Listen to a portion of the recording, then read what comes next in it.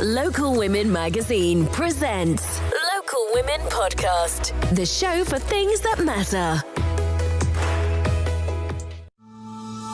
Keeping an Eye on It podcast from Local Women Magazine is brought to you by Cathedral Eye Clinic, Northern Ireland's leading eye specialist.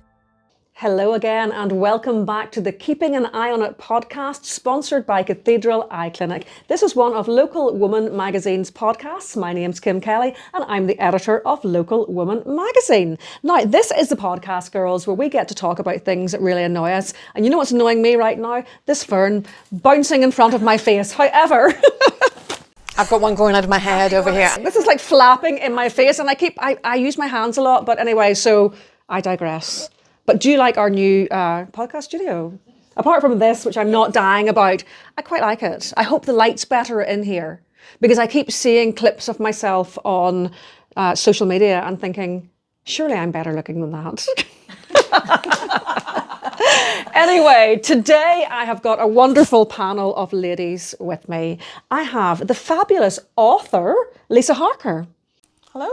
Tell us a little bit about the stuff that you write, because being a writer is that's an unusual thing to be. It is, yes. So I write I've written books, I've written loads of plays, I've written a short film, I've written a feature film, I've written a TV show. That is your full-time job. She is a writer. As if I need any more than that. That's an unusual job. And I also produce as well, so I produce all my plays and I produce the short film. Now, next to Leesa, we have Jane.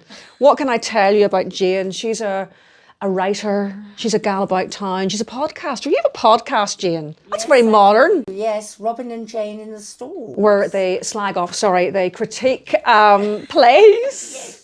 And they do get a bit of flack because they're very, very honest, aren't you, Jane? Yes, we are. We tell it how it is. Have you had any comeback on that? Yes, we have. Yes, we have had comeback. And did you care? Not entirely.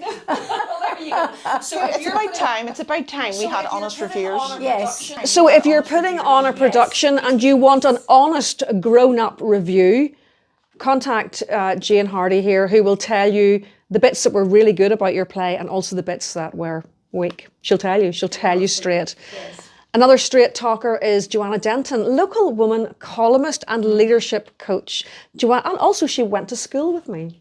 That's her proudest claim. Well, it is, to be fair. Okay, girls, let's start on our first topic.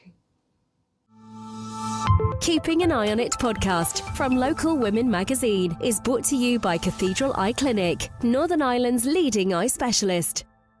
Okay, so for our first topic today, I'm going to sound really old. I always sound really old in this. I don't care, right? When did it become so expensive to have fun? Now, back in my day, 1950s, whenever, When we were at school together. it used to be that you could go to this thing. This is really bothering me now. It used to be that whenever you went to a gig, it cost you like £9 or maybe £12, £15, maybe 20. And that was to see somebody like AC/DC or some, like a main worldwide band. Yes. And you went to the King's Hall and like maybe up to £25 to see somebody like In Excess or, U2. These days, it's like £100 or £200. When did this jump take place? Leesa, have you noticed this massive jump in prices? Yes, because I would have been somebody who would go to concerts, but I've even found like in the recent history, so even 10 years ago, which isn't that long ago really. It's recent. I mean, you're talking £50, to see like Take That or Kylie came to the Odyssey, and it was I think £50 or £60 Justin Timberlake. Yeah. Now, international stars. Yep, you're talking like £170. I blame Taylor Swift. Do you think she started it? Think she started this nonsense? She gets blamed for quite a lot. I don't know. I'm reluctant to blame Taylor Swift. I'm not a Swiftie, no. I feel that's the first one that I really noticed that the tickets were like 190, 200. It's this algorithm now. Oh, dynamic pricing. That is the biggest load of nonsense I have ever seen in my life. Because they were talking about this with the Oasis tickets, and Ticketmaster had the audacity to come back and go, it's not us, it's dynamic pricing. And you're like, you set the dynamic pricing. We're in the future, they're blaming robots. Do you remember we were worried about everything's going to get blamed? If you don't know what that is, they're saying that if the need goes up for tickets, then it'll become more expensive. Dynamic pricing, right? But then I've also seen like artists saying, you know, the people in the front row, I think, I don't know if it was Peter Kay, it was some comedian was like, the first couple of rows, no reaction, no laughter, because they're not fans. Did I hear that Peter Kay now takes out the first couple of rows and puts in friends and family, or puts in, I think it might have been him that does that, because he says they're all sitting, the corporate boxes, everyone's just like. So it's like £500 a ticket or something, and like normal people can't afford that. Well, I noticed that this summer, whenever Taylor Swift was playing in Croke Park, I noticed a lot of the influencers were going up as guests of certain beauty companies, and they're all like sitting there, brain dead, like what? It must be rubbish for the artists too, you know, because you want your fans at the front, you know. You do. Jane, do you find it expensive these days to go out and about? I think it's very expensive, except that as a journalist, I tend not to be paying. That's it. She's such a gal about town. Like, she is a gal about. She's a socialite. I'm a ligger. Yes, I am. I'll tell you somebody in the music business who I think tries to keep his prices reasonable and doesn't go in for dynamic pricing, and that's Robert Smith of The Cure. Love him. Well, I love him too, and I have a slight connection to Robert Smith of The Cure. My second cousin is married to his niece, and I happen to know that he's a lovely guy, hasn't got children, whether by intent or, you know, just by accident, I've no idea. But he has a lot of nieces and nephews, and he's been known in the past to fly them all to the Caribbean.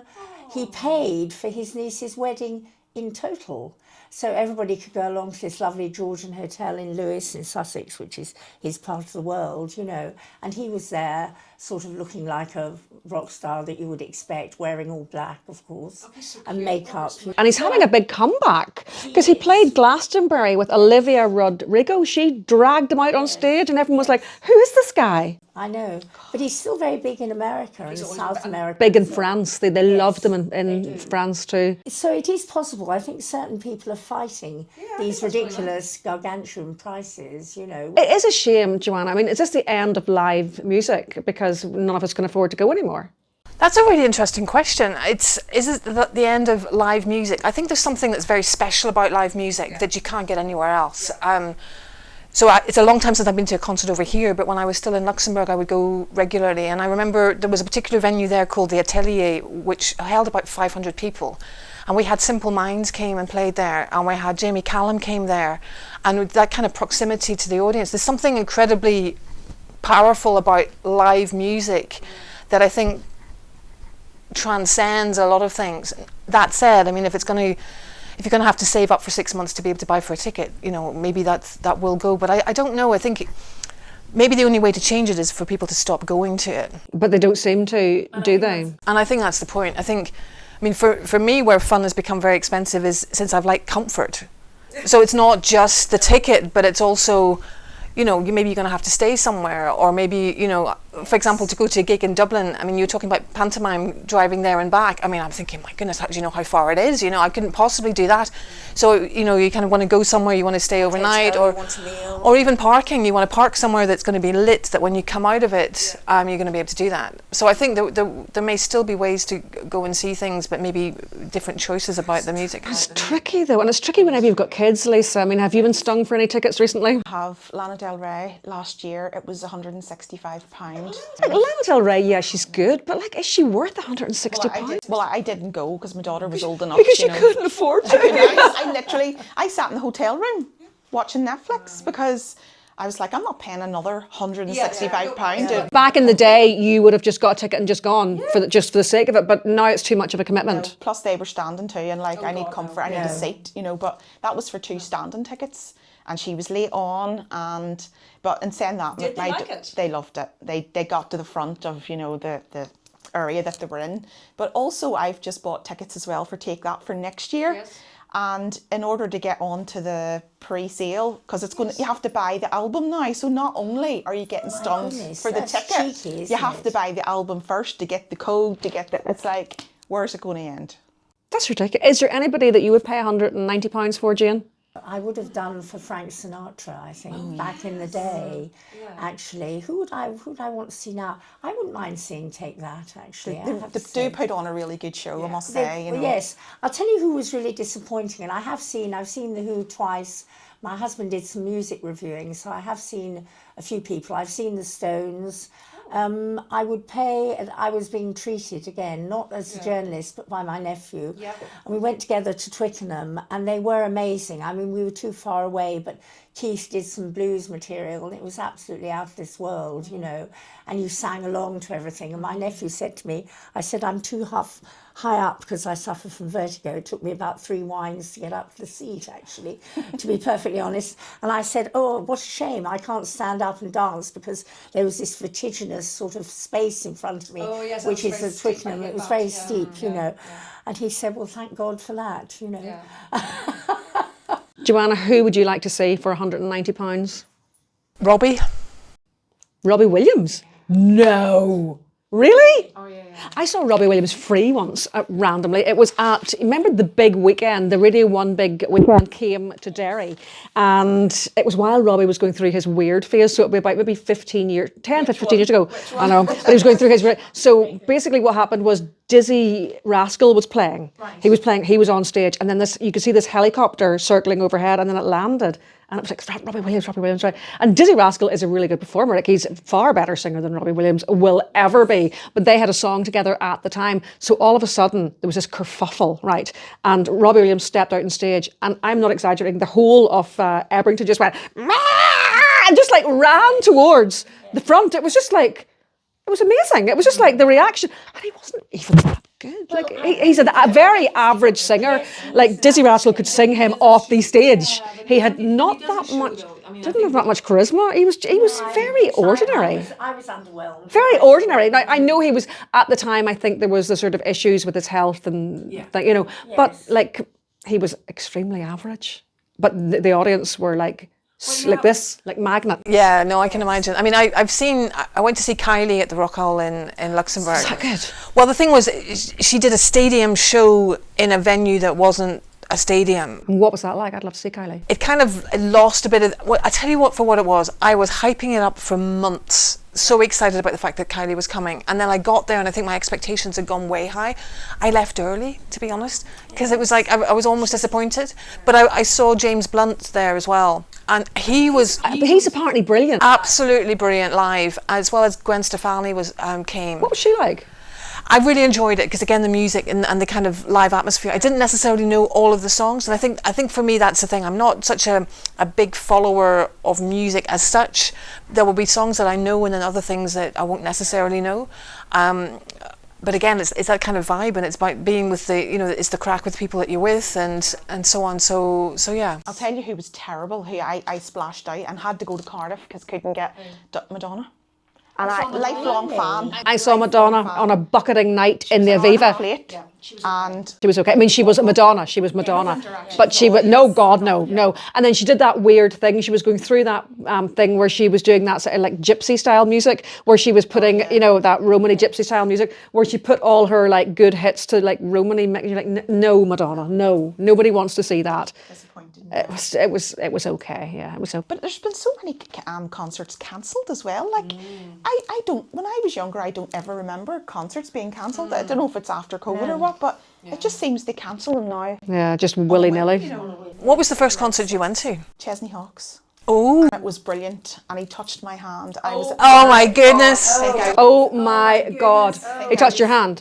Mine was, I went with my sister to see Duran Duran in the King's Hall, but I didn't really know them. But the first one that I got tickets for myself and went was the Stone Roses in the Macefield Leisure Centre, £9. And it was the night before my Latin GCSE exam, which I got a B in, so it was okay. What about you, Joanna? It was the Blues Brothers at when I was in Switzerland at a festival of music. It was the first time I'd ever been to a music festival. What about you, Jane? I was about sort of A-level or something. The Monkeys, actually. Oh, incredible, going way back when. Oh, yes. So that wasn't a sorry, that's going to sound really rude. I was going to say that wasn't a retro comeback tour. That was the original. The original. With Lulu. Local Women Magazine presents Local Women Podcast, the show for things that matter. Keeping an Eye on It podcast from Local Women Magazine is brought to you by Cathedral Eye Clinic, Northern Ireland's leading eye specialist. Step into style and comfort with Shivers Bathrooms. From timeless traditional suites to sleek, ultra-contemporary designs, we've carefully selected everything you need. Baths, furniture, taps and accessories to create the sanctuary you deserve. Visit Shivers Bathrooms, 21 Hillhead Road, Toonbridge, or follow Shivers Bathrooms on Instagram. Make your living room the heart of your home with Glen Hill. From media walls to fireplaces, stoves to electric fires, we blend traditional charm with contemporary style. Visit Glen Hill, Stockman's Way, Belfast, or glenhill.co.uk. Glen Hill, affordable quality for over 40 years.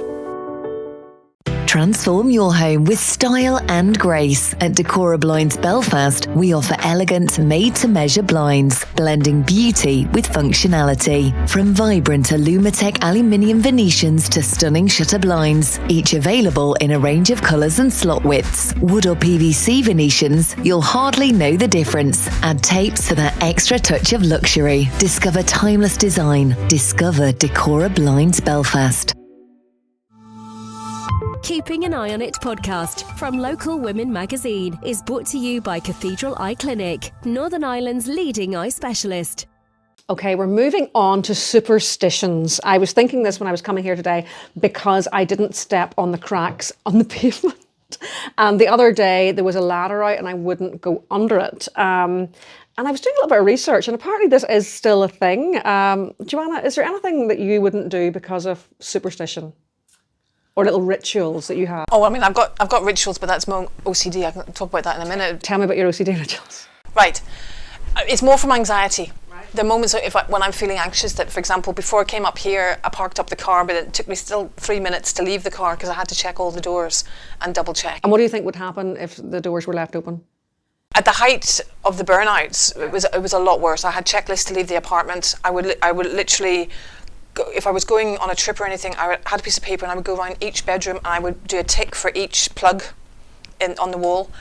And I would be checking all sorts of things. If I was working late, oh God, this is going to sound really loopy, I would video the floor.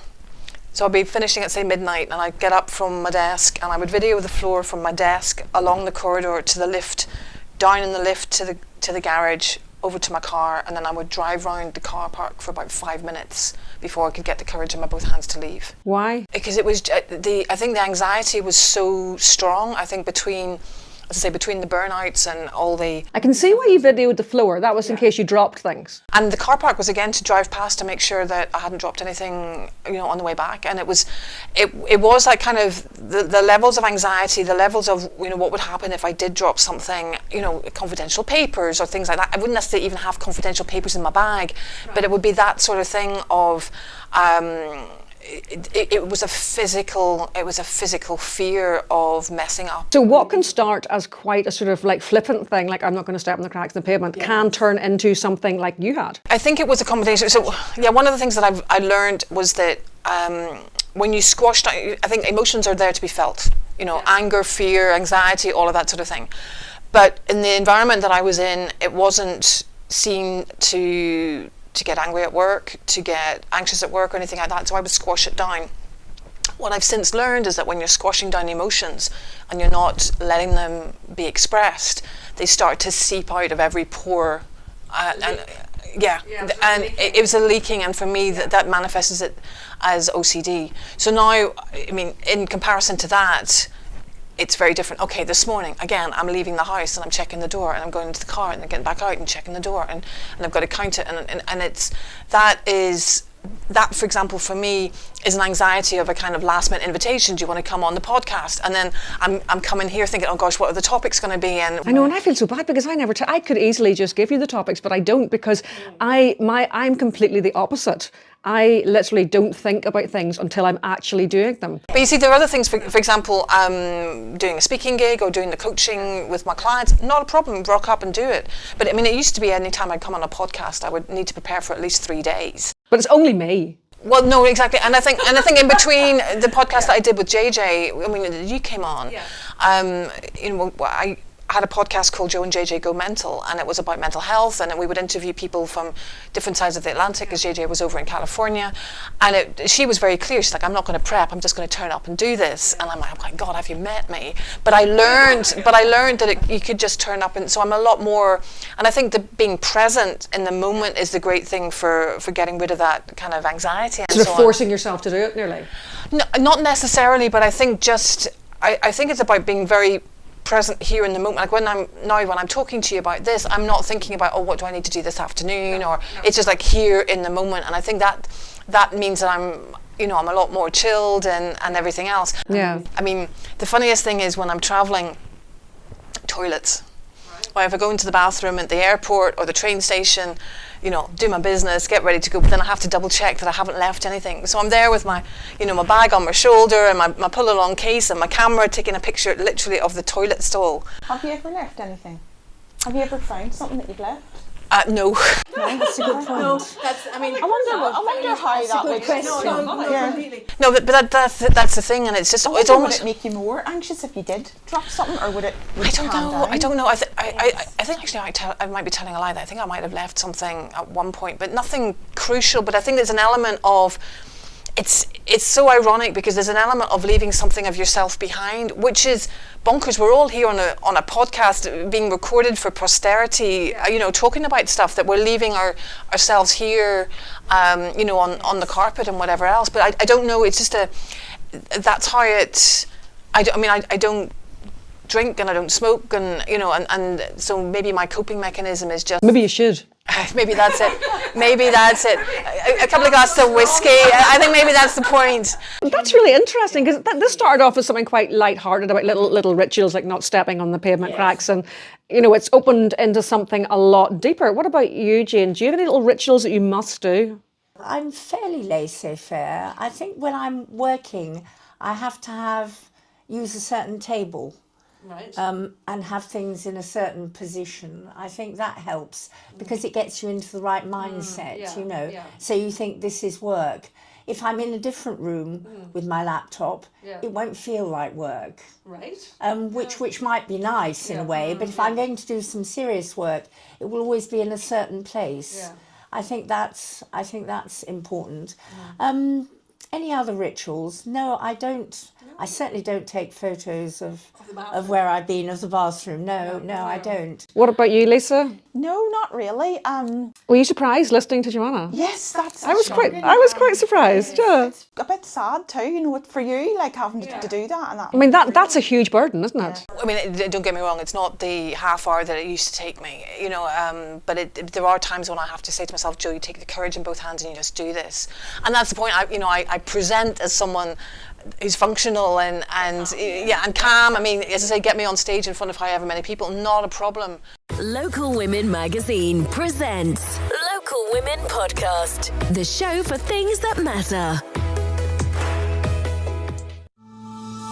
Keeping an Eye on It podcast from Local Women Magazine is brought to you by Cathedral Eye Clinic, Northern Ireland's leading eye specialist. Step into style and comfort with Shivers Bathrooms. From timeless traditional suites to sleek, ultra-contemporary designs, we've carefully selected everything you need. Baths, furniture, taps and accessories to create the sanctuary you deserve. Visit Shivers Bathrooms, 21 Hillhead Road, Toonbridge, or follow Shivers Bathrooms on Instagram.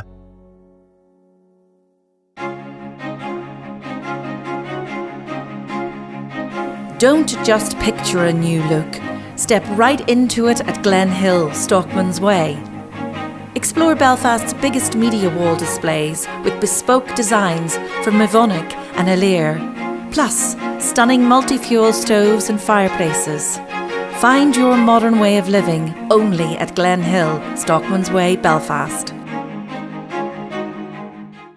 Transform your home with style and grace. At Decora Blinds Belfast, we offer elegant, made-to-measure blinds, blending beauty with functionality. From vibrant Alumatech aluminium Venetians to stunning shutter blinds, each available in a range of colours and slot widths. Wood or PVC Venetians, you'll hardly know the difference. Add tapes for that extra touch of luxury. Discover timeless design. Discover Decora Blinds Belfast. Keeping an Eye on It podcast from Local Women Magazine is brought to you by Cathedral Eye Clinic, Northern Ireland's leading eye specialist. Okay, ladies, on our final topic, let's talk about sex. It's been a while, hasn't it? Not like, been a while since we've talked about sex. Right, new research, because I'm all about the research. Apparently, the Gen Zers, now they are the ones, they're the young people, the 20-somethings. They're not having sex anymore. Apparently sex has gone out of fashion. Joanna Denton, why sex gone out of fashion? Oh, good Lord. Oh, good. Well, I tell you what, when we were talking about this before, what I did think is, do they have higher standards than we did? Well, it wouldn't be hard, Joanna. It wouldn't be hard. Let's face it. Let's roll back the clock to 1990s college, whenever we went to university. The bar was not set high, Joanna, was it? It wasn't set high at all. No, in Northern England. Where did you go to university? I went to university in Essex. I went to Sheffield, right. Okay, yeah, the standard, we weren't maybe that fussy, maybe. To be honest, I was a bit needy. A bit? I was more than a bit needy.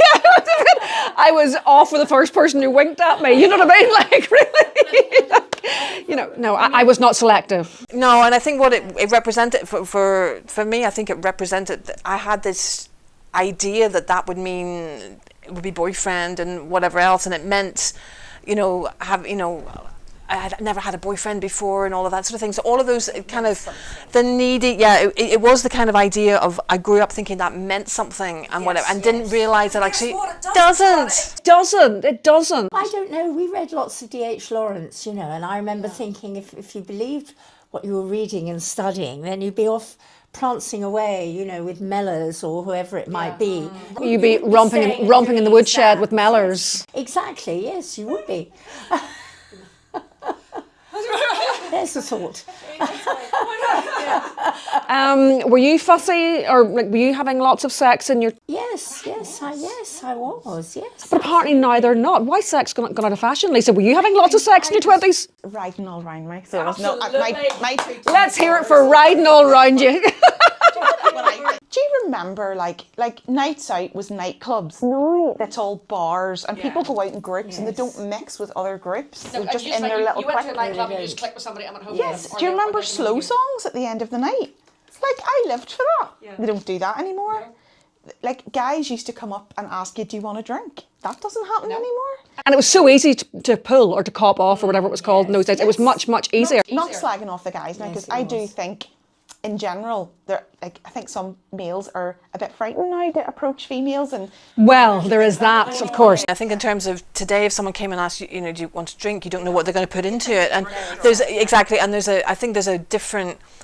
It felt safer in some. I don't know. Maybe it felt more innocent, but I think I felt safer when I was going to like a uni club or whatever else, and I wouldn't. There were bouncers, absolutely, and I think also there was.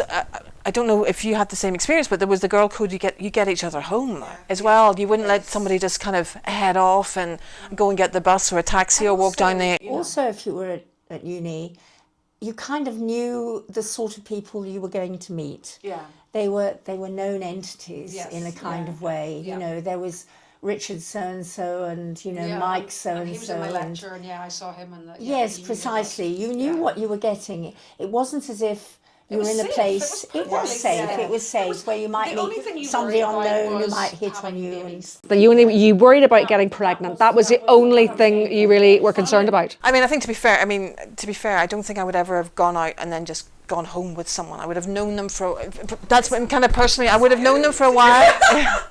No, I know. I was such a prude. Oh my God. I was a prude until I remember going went to England? Till I went to Right, England. it's the same. Right. So I obviously, I wasn't a virgin when I went to university, but I was just about, but I wasn't. Right. So I remember meeting my 3 friends were English, and we used to go out to the nightclubs in Sheffield, and we got left off on the far side of our halls of residence, and we had to walk across. So if we hadn't pulled, they used to literally knock on random doors and go, "Hey, Gavin," and go, hey, they would just knock on a door and go, "Hey, it's Sarah," and they would go in and have sex with them. And this was the first for October and November. I was like, wow, the levels of promiscuity were I was really shocked being from North Antrim. Soon caught on to it though. In England as well. I didn't go to university, but I went for work. I was working in England, so I was in my 20s, early 20s. But I was shocked at the amount of girls and guys that moved in together pretty quick, after 6 months. That never really happened. No, that was a bit of a taboo here because we were a little bit old-fashioned, but certainly the levels of promiscuity,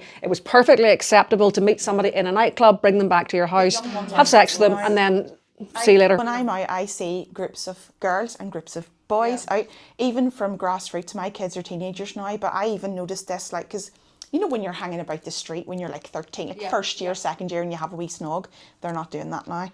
It's girls hanging about in gangs and boys. There's nowhere to go. As we were talking about, things are so expensive. So they don't go, there's no more nightclubs left, let's face it. Nightclubs were great for pulling. The bars are hard to get into. It used to be we could underage drink, it was fine. And what do they do? Netflix and chill. That's there's no dancing anywhere. Yeah. That's flirtation. dancing about standing in a bar. And it's no wonder they're not having sex. Yeah. No, I think they're missing out. I like the way we all just went. They're missing out. So if you're listening to this, Gen Zs, you're missing out. I don't know how to solve this problem for you though. And I think that's where we're going to leave it. So today we've talked about superstitions, sex, and when did it become so expensive to have fun. Thank you so much, girls, Joanna and Jane and Leesa. It's been lovely to have you on the Keeping an Eye on It podcast from Local Women, sponsored by Cathedral Eye Clinic. And we'll see you again very soon. Local Women Magazine presents Local Women Podcast, the show for things that matter. Keeping an Eye on It podcast from Local Women Magazine is brought to you by Cathedral Eye Clinic, Northern Ireland's leading eye specialist.